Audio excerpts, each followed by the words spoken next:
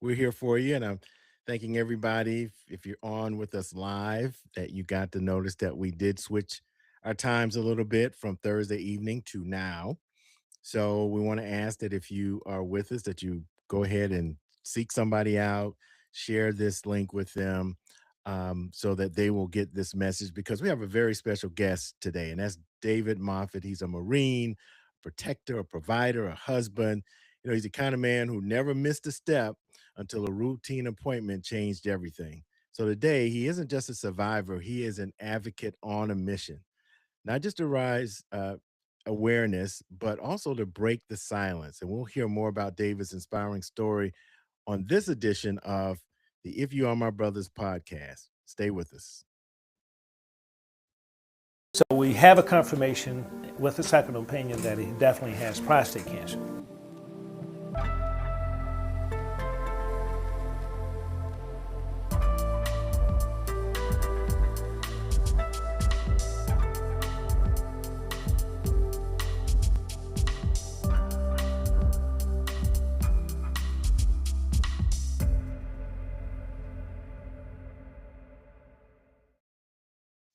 Well, welcome to this edition of the If You Are My Brothers podcast. We created this to break the silence around prostate cancer. I'm Reggie Hicks. I'm producer of If You Are My Brothers, the documentary and the community engagement project, as well as this podcast series, where we call it really Prostate Cancer Conversations. And happy holidays to everyone. We thank you. We welcome you if you're watching on YouTube and Facebook or LinkedIn Live, and to those listening on your favorite podcast platforms. This is the last show of 2025, so we're looking forward to a great new year. But before we begin, a quick reminder: this podcast is not a substitute for your medical team. Some conversations may be of an adult nature, so we also want you to listen accordingly and also consult your healthcare provider about any of your personal health decisions. So that's out of the way. Want to remind you too, before we bring David on, that we have a year-end campaign, fundraising campaign that's going on. Some of you may have received an email about this. We've been fortunate and blessed to have a $6,500 challenge grant from three of our major donors. Now, here's what this whole challenge grant thing means. They have provided the funds, but with one caveat. That is that we have to match the $6,500 before the end of the year. So you can go to ifyouaremybrothers.org/donate.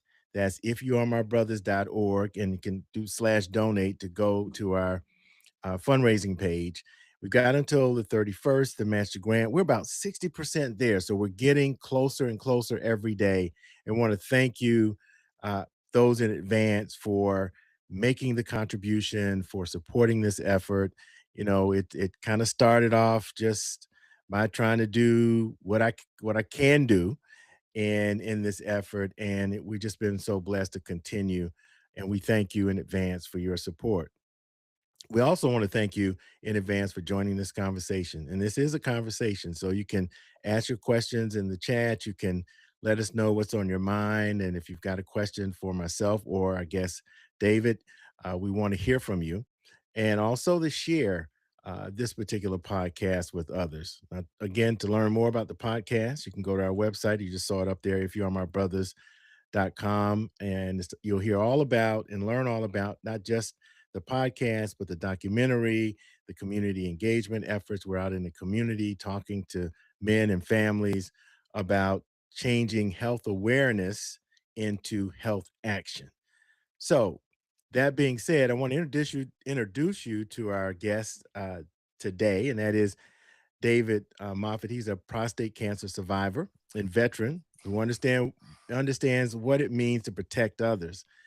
What began as a private battle became a public assignment. David is the founder of Courage and Strength to Fight, Inc., a nonprofit dedicated to creating safe spaces where men can openly talk about prostate cancer, the fear, the treatment, the aftermath, the healing. He's also founder of the DMOF Prostate Cancer Support Group. Heard a lot about that. We're going to talk about that as well, where men and increasingly women, gather to break the silence that is costing too many lives. So, David, first of all, thank you. Welcome to the podcast. Thank you for your service, and also to our country, and thank you for your service to getting the word out to men about this thing called prostate cancer. So we really appreciate you being here. I know it took a minute, but you're here. Thank you, brother Reggie. I'm humbled. I'm honored, man, and I'm thankful for the connection, and truly humbled and being able to speak with you intentionally, man, to have this real conversation, brother. Hey, same here, man. And as we get started, let's tell everybody who David Moffett is beyond the diagnosis. Tell us a little bit about who you are. I know that's Yeah. in the abbreviated version. So I'm a husband, a father, grandfather, son, brother. 57 years old. Man, Christian. Yeah, Um, yeah, this is really this advocacy is really about my faith walk. right, right.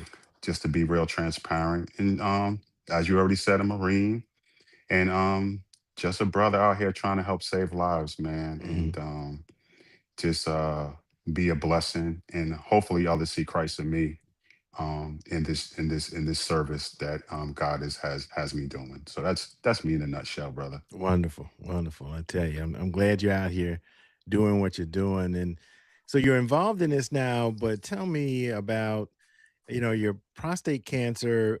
What do you know about it before it entered your life, and how when did you learn that prostate cancer was I think was in your family, right? So here's this Correct. thing coming out of left field, or whatever. But when you were diagnosed, did you kind of understand what this prostate thing was? No, I had no clue, Mm, and I had a yearly physical exam, and mm-hmm, my PSA numbers moved outside of that four range, mm-hmm, that's 0 to 4, and they referred me to go see a urologist. Um, Really caught me off guard because at the time I thought I was pretty healthy, right. and I'm looking and I'm like, why do I have to go to a pee doctor? I'm not having any erection issues, Right. not having any blood, no pain or anything like that, and I didn't even know a urologist. And so that caused me a little pause. But to be fully transparent, um, I only heard about my father, my grandfather, and my stepfather's prostate journeys through the women in my life. Hmm. After I was diagnosed and going through the journey, they started sharing their journeys with me. And so I was upset, man. No, I'm not gonna say I was upset. I was pissed off Yeah. because all three men were influencing my life, and especially my father, my grandfather. They were my role models. Hmm. So it always bothered me, and I always wondered why we couldn't have those conversations, or why they felt like they couldn't talk to me in those moments. Um, Did you ask him about? Did you confront and say, "Hey, m- Man, they all deceased, brother. oh, even So before you were able to have that conversation, huh?" yeah, man. So Wow. during my journey, they weren't here anymore. Mm, So it tugged on me for a while, but as you talked about the DMOP support group, there's been a couple gentlemen that are in their 70s, late 70s, mhm, that have been able to impart, I should say, that conversation that I could have with my mm, dad, my grandfather, or my mhm. stepfather, and kind of filling that gap a little bit, right? Right. And so therefore, but God also showed me, man, maybe they didn't know how to have the conversation, or they didn't have the tools to be able to have the conversation, to have it with me. So I really believe God put me on this assignment to break the stronghold in my family. Yeah, yeah, and others too. Just Absolutely. making this, just stopping this whole generational thing of misunderstanding and not relaying to other family members, and even when you do, I remember the brother that kind of is the impetus for this whole project, Ralph, and how he tried to speak out during a family reunion. Right? You got all the family members there, And he was trying to tell them he had been diagnosed real aggressive form of prostate cancer. He was trying to explain to them what was going on and how he found out it was prevalent in their family. And the older brother, who's was like running the whole family reunion, wouldn't let him speak to the group. Wow. He was like, "No, I don't know if he thought it was a downer," and he didn't. So, Hmm. Ralph had to basically pull people aside to talk about, how prostate cancer had affected their family. Um, so let's take a moment and tell me, um, how'd you find out? When you when did you find out? And what was your first emotional reaction when you heard that C word come out of a doctor's. I would have assumed that the doctor told you. It's not something hopefully you didn't see in my chart or some portal, right? Oh man, I was diagnosed in 2019. Um, after we found out my numbers and they Mhm, referred me to a urologist, I found a urologist, and I picked a urologist when I went to see a urologist. Even before I had my biopsy, I just basically picked him because what I read on the front desk in the lobby area where he went to school seemed like he was a pretty jammed up cat. mhm, I worked for a healthcare system, one of the largest here in Georgia. So I was feeling pretty comfortable, pretty confident. Um, Really, my healthcare system doesn't like when I tell this story, but it's my story, so I tell it. mhm, mhm, Um, After my biopsy, um, I worked for security services at this healthcare system. I used to anyway. mhm. And when I was told, I was standing at the front desk at the training center. He didn't ask me, could I talk? He didn't ask me whether I was in a good place to have the conversation.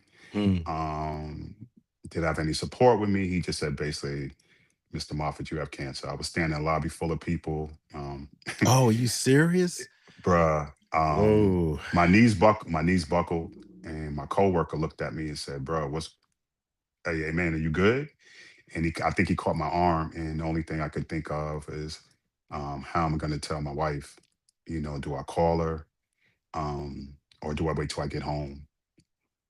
And I don't even remember what I did, to be honest with you. I don't know if I called her or got home, but when I heard that, I was devastated, bro. I was Yeah. devastated. Yeah, Yeah. I tell the story and I say this all the time. I think a lot of men who go through this can agree.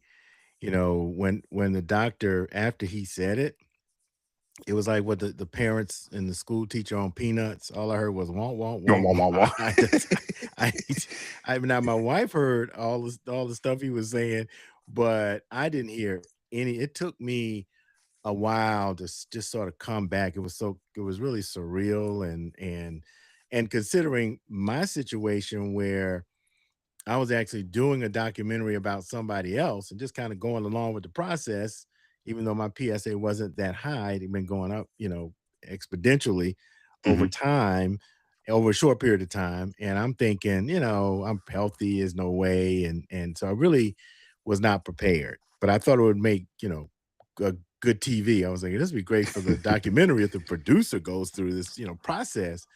Not Absolutely. ever in my wildest dreams thinking that that was going to be the the prognosis. I was like, yeah, yeah, I get it.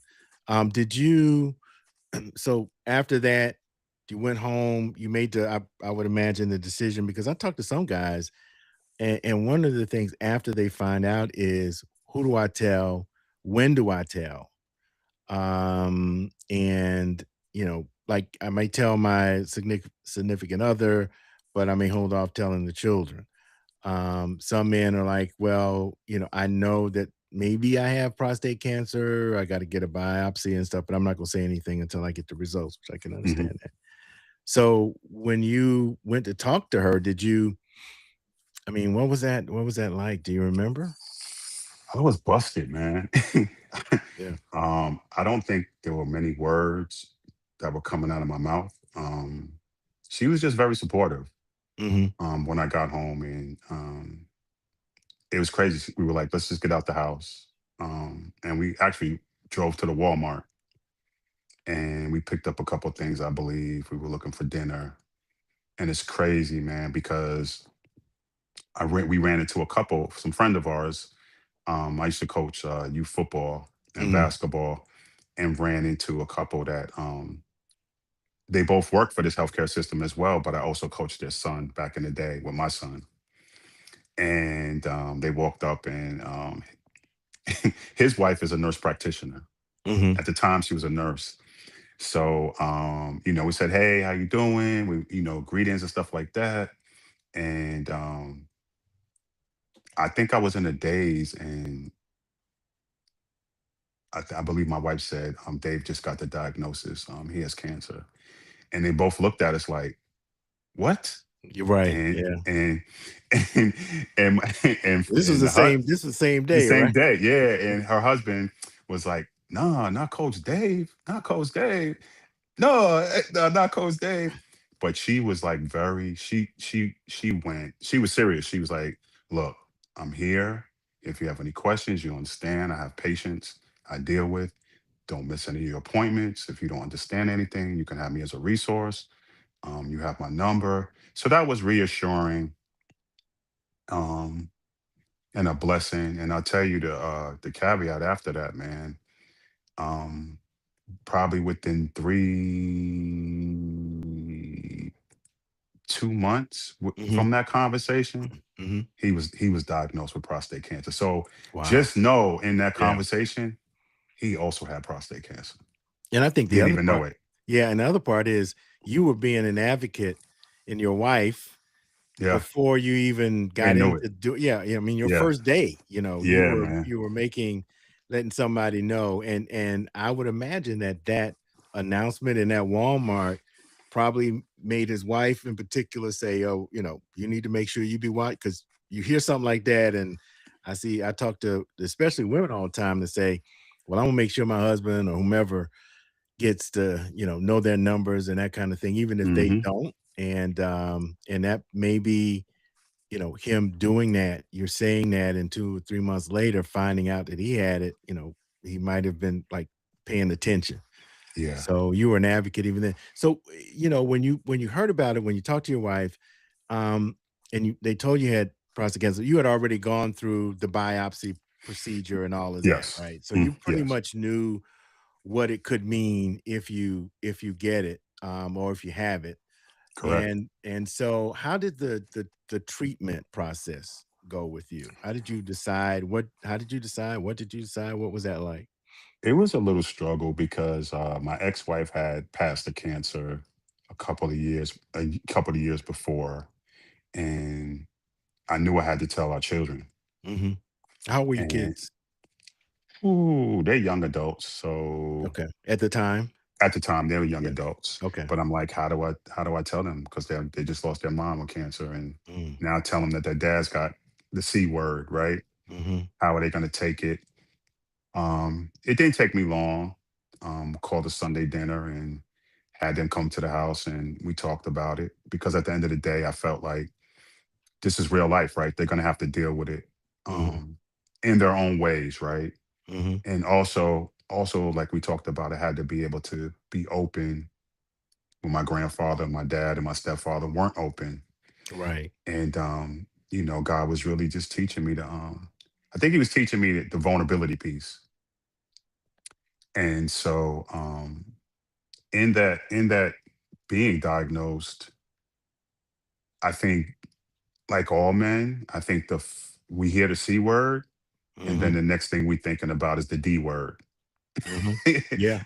The penis, Yeah. the dick, right? Yeah. Excuse my French, but Yeah. Yeah. Yeah. how's this going to impact my erections or me having sex or set my sexual function? Um, and so 'Cause I think from I thought I didn't mean to interrupt you. I thought about that D word, but I also thought about the other D word, which was death. yeah. So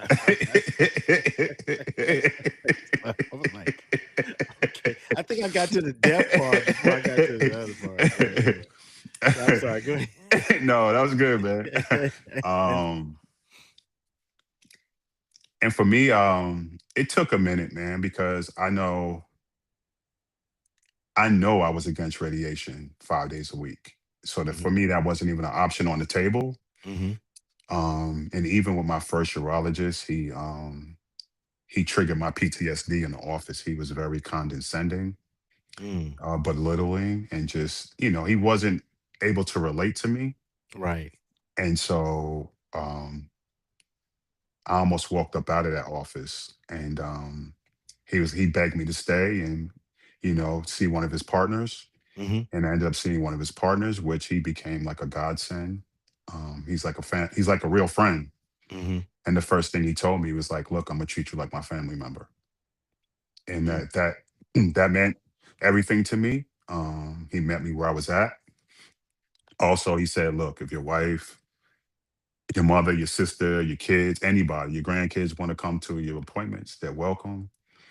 Matter of fact, they were asking more questions than I was, Mhm. and Yeah. I'm looking at them like, "What? Like really? Like why are you asking that?" Like, Right. um, but that's part of being a caregiver, right? That's part of your support group that you need to go through it. But he did tell me about the radiation. He was like, "Bro, I just need you to get the overall picture Mhm. of everything, and then you can make an informed decision." I was like, okay, I went to see the radiologist oncologist. He did his spiel. I still wasn't on board with that, even though I had the information. Mhm. And then he was kind of like leaning towards active surveillance. Right. And I was like, but at the end of the day, man, when the rubber hit the road, I was like, I don't think I could keep moving, knowing that I had this cancer inside my body, waking up every day, knowing that this is here and just kind of watching it every 3 or 6 months. So at that point, I decided to go ahead and get the surgery done and have my prostate removed. So when you had it done, what was your when you went through that and the biopsy, what was your PSA? Do you remember? 4.8, Okay. and From it where went was it it before then? before that it was 3.8. Okay. Yeah. So Yeah. once it jumped outside that four, that's when I got the call to find a urologist, And and check it out. it's crazy, man, because I had a one of my good friends that was in my military unit. He had prostate cancer in his early 40s, and he was like my reference. Mhm. So I called him and I was like, bruh, um, my PSA is 4.8. And this is even before I was died, before we got the pathology report back. Right. And I think his was in the teens, something in the teens.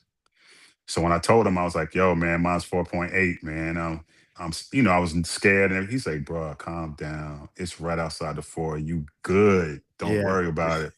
Yeah, right. And I remember we got that pathology report, and it wasn't in one quadrant or half of my prostate. That the stuff was all in my prostate. So those numbers are just, what I'm saying, they're numbers Their in numbers, your yeah. in your Gleason score, but everybody's Yeah. different, right? Like Yeah. somebody could have 20 something, and it could be just a grade. Your Gleason score could be just as somebody like a 4.8 or even under a four, Yeah. right? Right. So just learning that, through this process, through this journey, and just being educated. But yeah, when I heard that 4.8, I was shocked. And when I talked to my boy, I was like, I had a little comfort. Mhm. But when I got that pathology report and it was confirmed, it was all in the prostate. And I decided, we said he felt like I was strong enough and young enough, Right. Yeah. and told me what the side effects would be um, with the surgery. And he believed that I would, bounce back healthy. And at the end of the day, man, I was like, to be honest, I felt like even if I couldn't get back there, he said that we have ways to get you an erection. Yeah. So I was feeling pretty confident, but I just wanted that cancer out of me, bro. Yeah. Yeah. Well, before we talk about, and I'm going to talk about side effects because Yeah, I'm a big proponent of side effects. yeah. Um, one question: what would you say to men about if they don't feel comfortable with the doctor? What would you tell them to do? I mean, So I'm 57, and so I know you somewhere around me. yeah, I'm a Um, little older. Yeah. okay, and so I tell people I come up under the white coat syndrome. Hmm. We really didn't advocate. You thought the doctor knew it. Yeah. Like teachers, we thought they knew it all. Going through this process, I realized they're just people, man. Yeah. Right. And Yep. so, what I did learn in this process to be able to advocate for yourself, right? And if a Mhm. doctor, like in my first urologist, like, yo, I was like, bro, you got to go. Yeah. And so I tell people, fire them, get Yeah. somebody that you're going to feel comfortable with. You should have, we're not an assembly line. I know it's a healthcare system, but we're not an assembly line. We should have some type of rapport. Um, and you should be asking questions instead of Mhm. just sitting there and letting them have all the dialogue, right? Right. So I would tell somebody if they're not comfortable with their doctor, definitely, I say fire them, but seek somebody else that you can have that rapport with and feel like you're getting that quality of care. Yeah, I agree because I talk about my fraternity brother Ralph and how because he was told to get a second opinion, he was actually first diagnosed, and the prognosis was not good. The prognosis was that it had gotten into his lymph nodes, that Hmm. he was had maybe 18 months to live. He was actually getting his affairs in order. He was taking a look at caskets. He was doing all he had kind of come to understand that this was it. And somebody said when he let everybody know, all the graduate brothers, the older brothers know what was going on with him. Got some brothers that were doctors that say, "Hey man, did you get a second opinion?" Hmm. And he didn't. And when he did, he found out through further testing that wasn't done on the front end the first time that the cancer had not spread as much as they said to him before, given that they did some minimal kind of discovery, and really didn't do any kind of biopsy on his lymph nodes or anything like that. So, yeah, I was thinking that had he not reached out, man, he would have just, because his cancer was aggressive. You talk about being 4.8, his PSA was 100 when he found out. Bruh. co- Yes. Look, when you hear that number, you like, 100, and he had no clue what that meant, but his I think his niece, an oncology nurse, told him to find a urologist right away. But that being said, just I agree with you, man. Be an advocate for yourself. If you don't feel comfortable, you're not getting your questions answered. And I also say if you feel like you're getting pushed in a certain way, a certain treatment, wait and just kind of look what's going to be best for you, because yes. certain docs do certain things. And so they're going to give you Hmm. all the information, but they're also going to say, well, now the seeds, because that's what they do. So Hmm. my thing is you and I preach this, and I'm sure you do too. Do be your advocate, Kid. understand what's going on and making the decision. So you made the decision to have it removed. Let's talk Hmm. honestly about this thing called side effects, or I forget what one Woo. doctor said it was. That's called. Woo. Woo. I'm laughing now, bro. Yeah. Ah, Yeah. I, Shed many a tears. Shed many a tears, man. yeah, yeah. So Yeah. did you going into it? Did you have any issues before and No. erections, anything like that? Everything was working good, right? Yes, everything was working good to my understanding. Mhm. But afterwards, and you know what? Like you get the information, Mhm. but you don't really know No. until you know, right? And yeah. And Yeah. so it's crazy, man. They had the catheter in, and I told them before surgery, like, y'all need to make sure I get a double dose of whatever y'all giving me to knock me out, Mhm. because that's gonna be a fight if I Mhm. wake up. And I think I had an anxiety because they told me like if when it's time to take this catheter out, I had the catheter in 10 days. Yeah. You have to be able to, urinate by yourself. And if not, we have to put it back in and you won't be asleep. So the whole 10 days, I know. I'm like, yo, you need to be able to Yeah. pee. Right. And also trying to figure out you rolling around in this thing, you can't get comfortable, you think you're gonna pull it out. I mean, I was having all the, and then it was also triggering my PTSD Mm. from the military. So Mhm. it was a hard time those 10 days. Got the catheter out. I urinated all over when she pulled it out. The nurse pulled it out. I urinated all over the Yeah. place. I was like ready to do cartwheels, jumping up. I was like, "Thank you, Lord." But they told me to they told me to bring the pads and fitting boxers, and I ended up wearing loose fitting boxers. Put the pad on there, just thinking I'm like, okay, I'm good. Go Mhm. home. Once again, my wife said we gotta stop by the store. Got to go to the Walmart. Boy, look here. You are telling my story, but go ahead. For me, it I'm, was a st- Goodwill, but go ahead. I'm standing at the daggone line. She said, I'll be right back. I'm standing at the Uh, line, and the people are looking at me like, what are you like? yeah, because And I'm looking at yeah, them, and I'm like, what are all these people looking at me for? right. Like, what the hell? My wife Yeah. walks up, bro. She was like, are you okay? And I'm like, why is everybody looking at me like, bro, I'm peeing. Can't even feel it. Nope. Yeah. Just Just yeah. tears start flowing, bro. She was like, it's okay. And my wife was like, yeah, he just had surgery, he's on the hip. So that was one of the things. And then the next thing, my wife, in your mind, you think you're just gonna bounce right back. That it's gonna be the same thing. Yeah. I'm good. I got this catheter out. Your body feels the same, just a little Right. sore. Um, my wife is very attractive, and she comes out of the bathroom, comes in the bedroom. She's naked, Mhm. and I didn't feel a thing. Right. I mean, my joint didn't even like it didn't do Just nothing. right. Just kinda like, yeah. Yeah. And bro, like I cried like a baby. And there's nothing, there's no way to explain it. You think but and she just cried. She just prayed over me, man. She said, Mhm. "Yo, let your body heal." Mhm. And like I tell people, men will do. Well, I should say, I'm not gonna say all men, but a lot of men will do anything to get an erection Right. back or to get one, right? Where Yeah. they can have some type of intimate action. Um, for me, of course, they'll prescribe the Viagra, the Cialis, to get the blood flow back and stuff like that. But I heard about these injections. Yeah. So I talked to my doctor. I was like, "Yo, what I gotta do?" Went to a class. Um, got the stuff. They ordered it, getting Yeah. in, and they giving me education. And I'm like, okay, yeah, I could do that.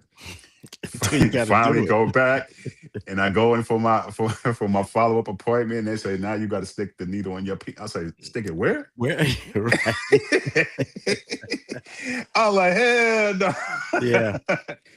Oh Yeah, my, oh, bro, yeah. oh, Yeah, I oh, mean, and yeah, I've been down that road, and even to the point where I had to draw it up and like an attic or something. I mean, I had to. It was, and then for me, and I've told this story before. They got to get the form, they got to get the thing just right because they don't really know how they don't much know. to You a use. you a guinea pig. Yeah, and so I Yeah. remember the first time they administered in the doctor's office. I went back to work, and man, you talking about hurting. I couldn't move. I had kind of sit at my desk because I had an erection, but it was uncontrollable. It started to hurt, and I was Mm-hmm. almost on the phone, and then it kind of went away. And then I found out if you take like antihistamines or something, you can Sudafed. Sudafed. That's right. Thank you. Not antihistamines, right? Sudafed. Yeah, that it'll counteract that, but Hmm. yeah, I couldn't. I tried. I really did, but I just couldn't. And then you had to really inject in the right place.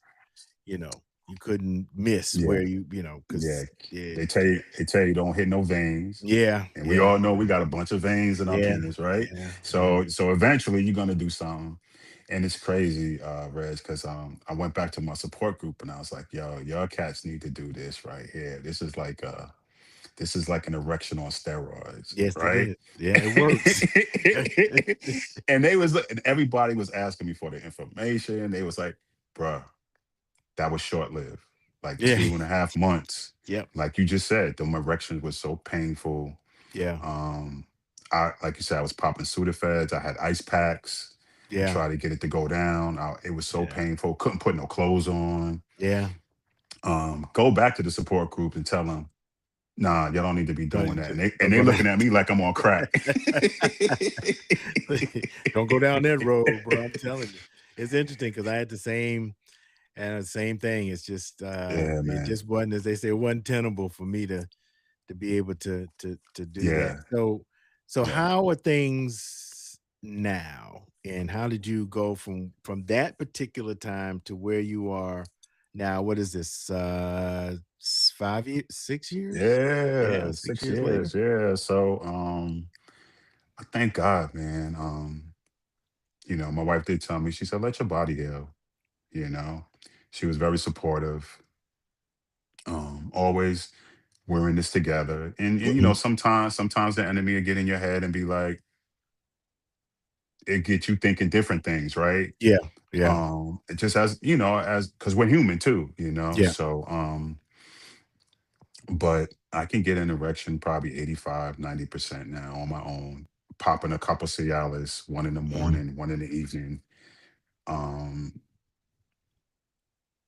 but to be honest, man, I'm thankful. Because when I listen to a lot of these brothers now going through the journey, and you think that you went through hell, Yeah. hearing some of these other stories, they just make you feel, Mhm.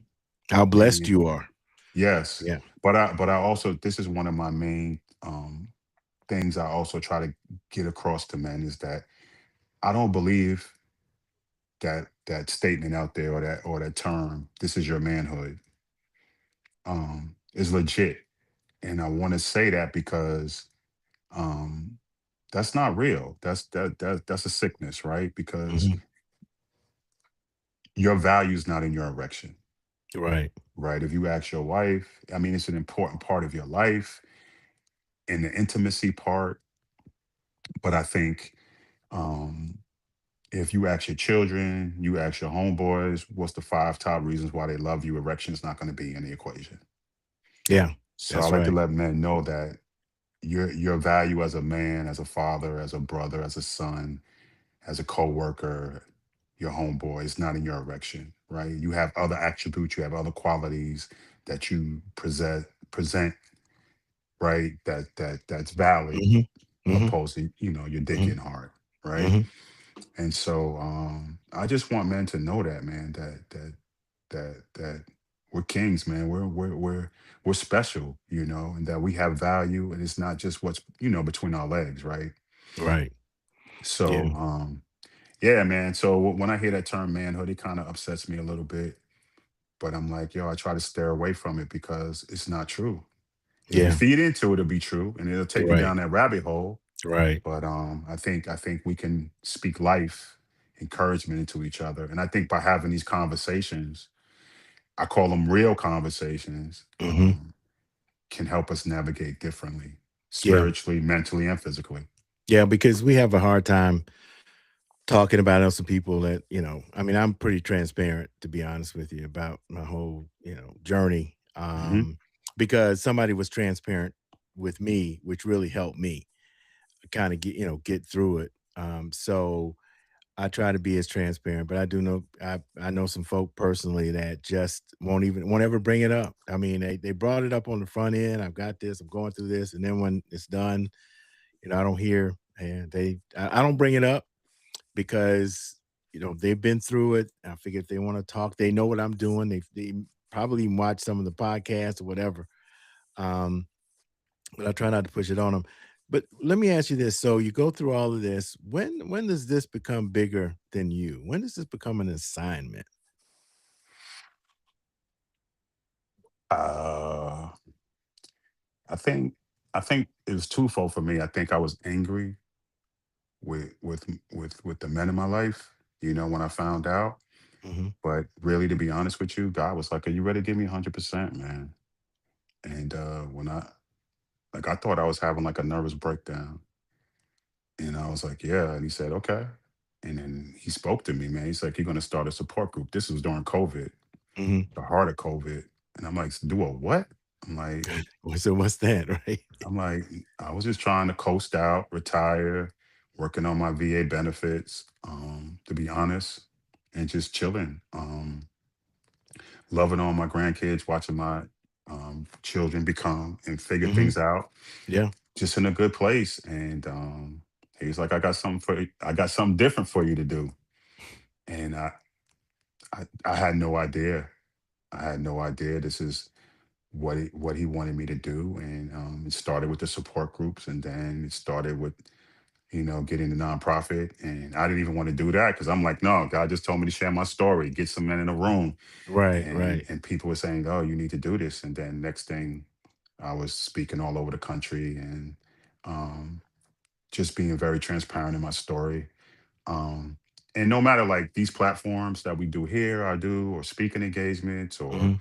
events we may hold, it's the center of it was the support group, because creating a safe space for men to be able to walk in a space of vulnerability, I think for me, God was saying is the key, because prostate cancer in the conversation can bring us to the table, but everything else comes out of that. We start Mhm. talking about marriages, relationships, stress, depression, all of Yeah, that.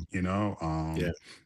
And I think that becomes authentic. And I think if men can see that, then they start to open up a little bit more. When they come back to the next support group, he might not say nothing the first time, but the second time he might say a little bit. Mhm. And then maybe 6 months down the road, he's telling his whole Whole story. story. And then Yeah. guess what he's doing? He's sharing with his community at his Right. job. And so I just think I just feel like I'm my brother's keeper, man. That God, this was my assignment. And I don't consider it work. I consider it service, man. Mhm. So if I can help save a life, if I can help start a conversation, because women do it, right? They can be perfect Oh, strangers yeah. and tell their business, Yeah. In a but we heartbeat. so we so like that. And I tell people like, if your boy, that's your homie, that's your brother, he don't know that you having marriage issues, he don't know that you having erection issues. Then he's not really your boy. Mhm. Our conversation should be that in depth. They should be able to get to the root, not just surface. Because we should be able to support each other Right, and encourage right. each other, pray for each other, right? Yeah. And not just say, hey man, let's go grab a beer. Let's just go to the game and we ain't saying shit, Right. right? We're not having real talk. No, no, and you did mention women, and they're Mhm. part of your support group now. Why is that important? How did that happen? How did that come about? So it started with a few years back. Um the wives were like, well, dang, my husband's going to this group. What's going on? And so then I thought, at least a couple times a year, we can have the wives or the girlfriends come in, Mhm, and we'll call it like a date night. mhm, Bring them in, feed them, and just have conversation. Because a lot of times, as if a man doesn't have a support system, he feel like he's going by himself. Who does he go to? And then with couples, they feel the same thing. This has happened between our walls. We're the only ones going through this. But if we're sharing, we're looking to our left or our right, we hear another couple. This is what they're going through. This is what's stressing them. This is what we found out what works for them. mhm. Wow, we're not the only ones. And then it Right. becomes a little network. And then the wives or the girlfriend say, oh, let me get your number. Let me get your number. So they might have a connection. And then I just felt like then there's some I've had maybe over 10 women that have reached out because their husband won't. Mm. And they So just do trying to get info. they come alone So they to the might support? show up, or they may just reach out and say, Okay. hey. And then some of them come, or it might be a daughter, Mhm. right? That her dad or her grandfather or her godfather has it and just wants the information, or how can I get the information, or how can I be in the room and hearing the stories um, about how can I be a better caregiver, or how can I assist my loved one, um, helping them get through or opening up or get them to come here. Right. But I always ask the men first, is it okay that we have this female come into our presence? Because I Mhm. want them to feel like they're safe. Right, right. Yeah. Yeah, that sounds so what have you learned? What have the men taught you through their stories in these support groups? Other than the Uh, fact that we're stubborn. That's so it's so like we're like over 70 men now, man. And I learned something, and I tell you, it's allowed me to start. veteran support groups, women with cancer support groups as well. But I've learned humility, bro. I've learned vulnerability. Mhm. Um, I learned transparency. Mhm. I learned strength, compassion, even on a greater level. And it's good for me because, being a host, you figure like you gotta have the strength. You gotta follow up with everybody, invite everybody. You doing Right. all the legwork. Yeah. Um, but you see God working. Like I see so many men from when they first walked into the room to maybe a year later, 2 years later, and just seeing the confidence or the encouragement or seeing them fight through or share with somebody else. Well, before they wouldn't. Mhm. And I They're asked just them, going like, and if going at it alone, and right, they won't even, talk to their significant other if they have one or wife. They just, we just internalize it, and yeah. absolutely. So I look around and none of these men I grew up with, none of these men are my homeboys, but they're my Right. brothers. Right. Right. And I always go back to, if I wasn't being obedient to what God called me to do.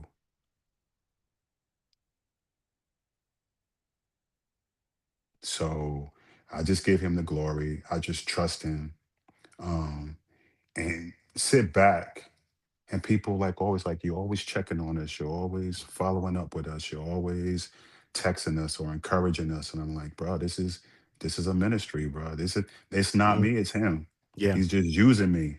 Right. Right. And he'll And make a so, way. Yeah, yeah, definitely he'll will make a make a way. way. So I say that with you too, man. Like, I was scared of a nonprofit. I was scared to do the support groups at first. I was scared to speak across the country. I was scared to ask for sponsorships. Didn't know. Like the only fundraising I did was in sports, or when my kids was in the Mhm. Girl Scouts, Boy Right, Scouts, right. that type of Yeah, yeah, stuff. yeah, But on a greater level, but what you're doing is important. I want you to know that when I met you, I felt it, right? I felt your passion. I felt what you were doing in your heart. And I realized in this space that God makes connections. yeah. I don't Oh, I don't want you absolutely. to get discouraged. I want you to continue to be encouraged because God always provides, man. He always shows up and he shows out. And just let people continue to see God in you, brother. Yeah, I And appreciate it. Yeah, absolutely, man. I'm proud of you, man. I'm yeah. proud of you. Thank you. Thank you. Yes, Well, yes. you're an inspiration. I'm telling you, because it is what everything that you do comes from the heart. I can sense that too. And when somebody's just kind of, they're doing it, not really into it and hoping that they can get a big grant or do something with the funding and all this other stuff. But you really have to, it's got to be in your heart, because this is not one of, I tell people all the time, even with this podcast, it's on YouTube.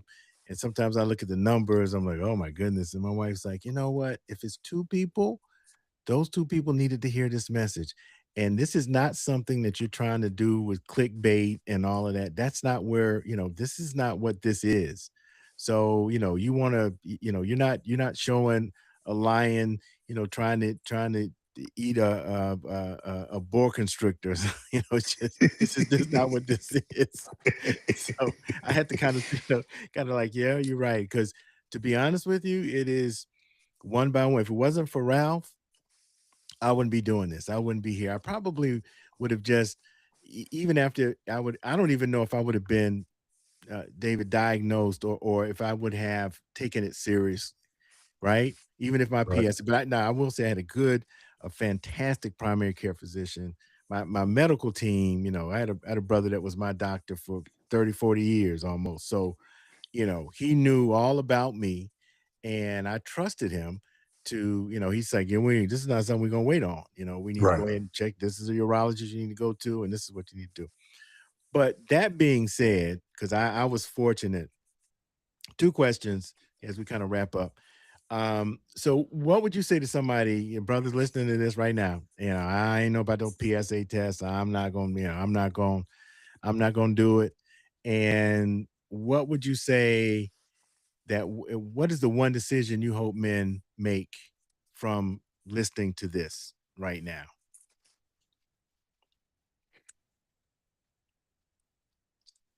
I would say, excuse me, a real man can walk in vulnerability, right? A real Mhm, man.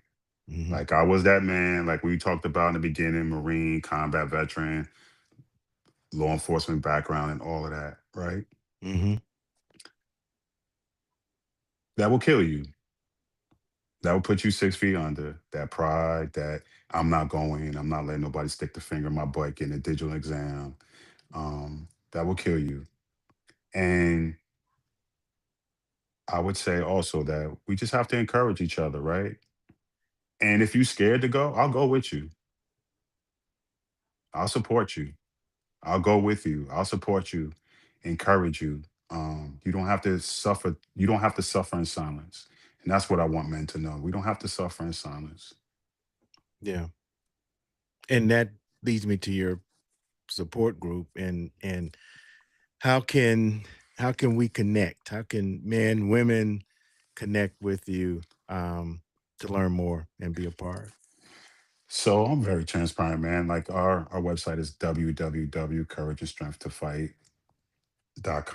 Mm, My number is 678-333-2437.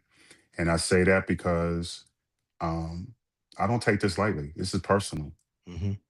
Um, and whoever needs to reach out, whether they're here in Atlanta, overseas, West Coast, no, up north, whatever, man. I'm here. And once we connected, I consider you family. Right. And I say that sincerely. And if I can help save a life, man, it means I'm doing my job. Yeah, and we just put that on the screen, and we'll also have your website and everything in our show notes as well, Okay. so people can refer back. Now, I know you had a walk, a fundraiser, kind of awareness event. I know you have your your groups to come together. Mhm. What's in store for 2026? What do you hope to accomplish? What do you like to accomplish? What does the Lord put on your heart to do in 2026? Yeah. So normally I try to do one indoor event, try to do the Hmm. walk. But 2026, he's kind of stretching me a little bit. So we're gonna do a weekend conference. Okay. And I'm looking forward to that. It'll be sometime May or June. We've done our indoor events at the gathering spot Hmm. downtown, so I'm looking to do it then again there again, and then in September do the walk, which will be our fifth annual walk in Okay. 2026.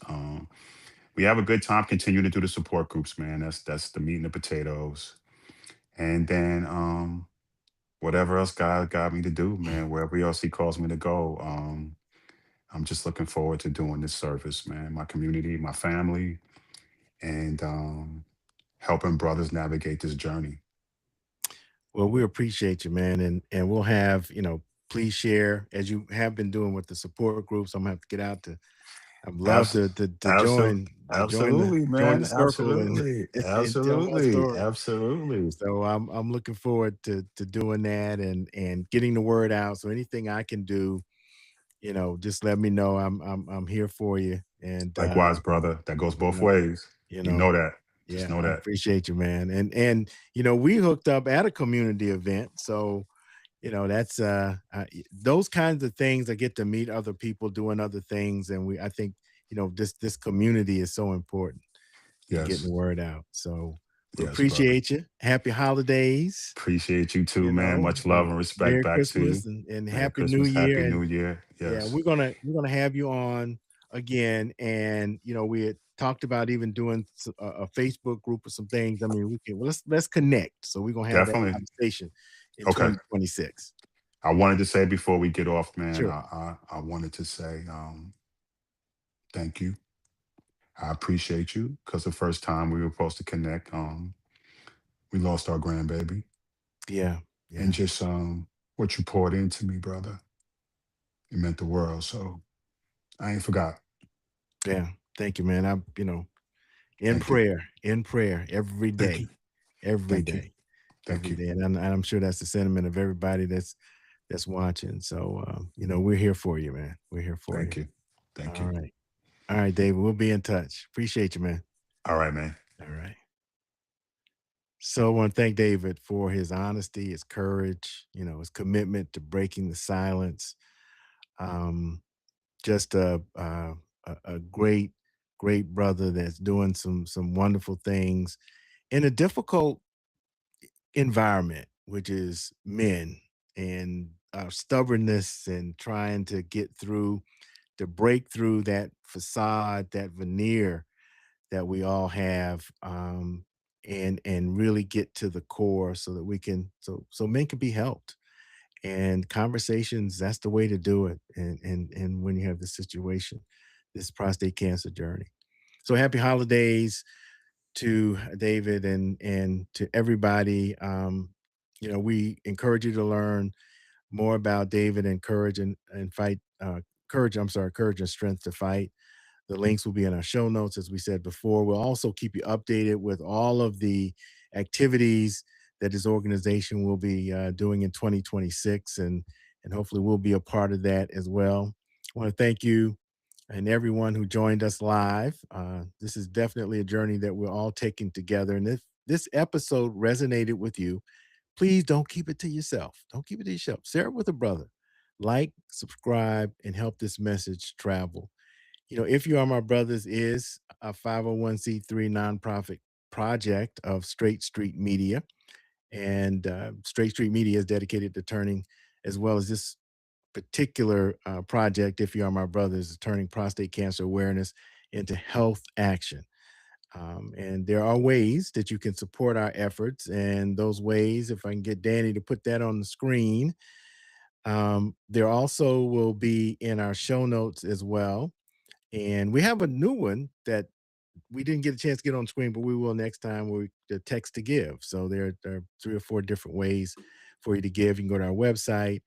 You can scan the QR code that you see there, that takes you to our donation page. You can also, if you want to mail us a money order or check, you can do that. That's the PO box is there.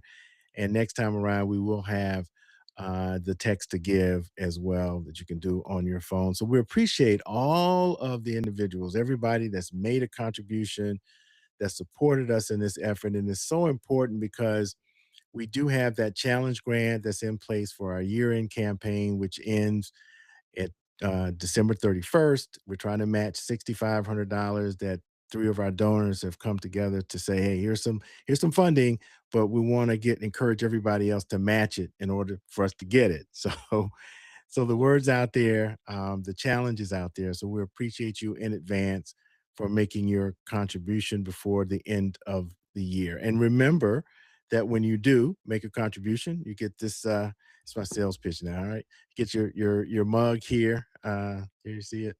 Your commemorative "If You Are My Brother's" mug. We also have a drawing that we'll be doing at the end of the year for everybody that's made a contribution, or had attended any of our events. You're all going to be thrown in the hopper to get this original painting that you see kind of on the wall. You can see some of it.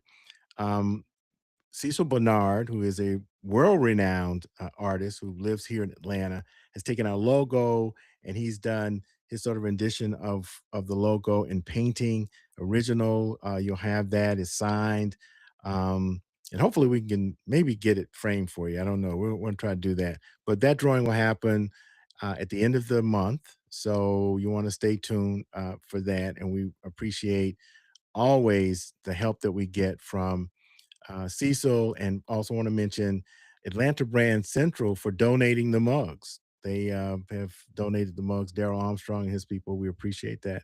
Now, the audio version of this episode will be available on Wednesday, which happens to be Christmas Eve. So that'll be dropping early Wednesday morning and on Apple, Spotify, and all your major platforms for your audio podcast. Past episodes are archived on our YouTube channel. You can always go there. All of this information will be in the show notes as well for audio and video. And we want to thank, as we close out the year in this particular episode, Danny, as we call him, Garcia Pozo, who is the producer of our podcast. He's in the background clicking all the buttons. and also Zach Reynolds at Borkhouse Productions for our intro. Remember, this podcast, one more time, is not a replacement for for medical advice. Always talk to your health care providers. Want to mention that, as particularly as we start a new year. So all of these, all you got, you got your physicals set up. You're ready. Make sure PSA is a part of that, man, and that you know that number, and you know the number from last year, and you keep track of it. I want to ask you, tell you, have a safe, blessed holiday. Join us in the new year. We've got some great episodes coming in 2026. Our next episode, and hopefully, Danny, I can get the date right this time, will be Thursday, January the 8th. And as we say in the South, Lord willing, and the creek don't rise, we'll see you on the other side. And that's the day before my birthday. So, it's kind of a pre-birthday celebration, our first episode in 2026. So until next time, we just always want to remind you, if you are my brothers, you will share this message. Take care, stay healthy,